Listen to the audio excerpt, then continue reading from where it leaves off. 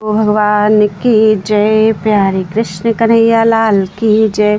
श्री योग वासिष्ठ महारामायण स्थिति प्रकरण चल रहा है। आज है 37वां सर्ग।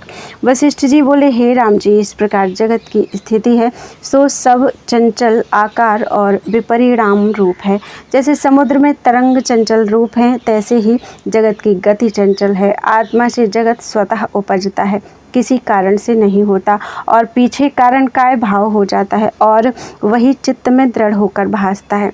आत्मा में यह कोई नहीं। जैसे जल से तरंग स्वाभाविक उठकर लय हो जाते हैं, तैसे ही आत्मा से स्वाभाविक जगत उपज के लय होते हैं।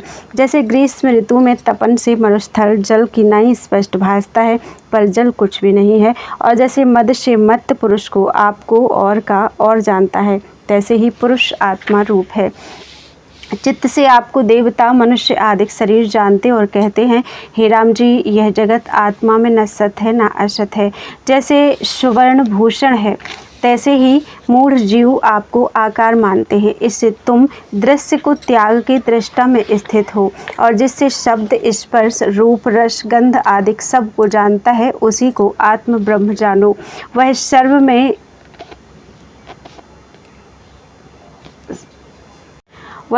में कुछ स्थित स्वच्छ और निर्मल है। आत्मसत्ता में एक द्वैत कल्पना ही नहीं। जब तक आत्मा से भिन्न कुछ वस्तु भासती है, तब तक वासना उसकी ओर धावती है। हे राम जी, आत्मा से व्यतिरेक कुछ सिद्ध नहीं होता, तो किसकी वांछा करें, किसका अनुसंधान करें और किसका ग्रहण त्याग करें। आत्मा को ईप्सित अनीप्सित इष्ट अनिष्ट आदि कोई विकार विकल्प स्पर्श नहीं करता, और कर्ता करण कर्म तो तीनों की एकता है। ना कोई आधार है, ना आधेय है।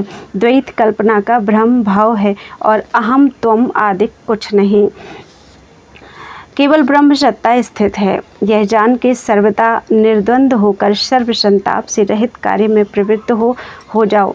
पूर्व जो तुमने कुछ किया और नहीं किया, उस करने और ना करने से तुमको क्या सिद्ध हुआ, और पाने योग्य कौन सा पद पाया, और भूतों की गिनती में क्या बात है। तुम आपको हृदय में अकर्ता की भावना करो, और बाहर से इंद्रियों से जगत के कार्य करो। जब स्थिरता रूपी समुद्र में तुम्हारी वृत्ति धैर्यवान होगी, तब शांतात्मा होगे।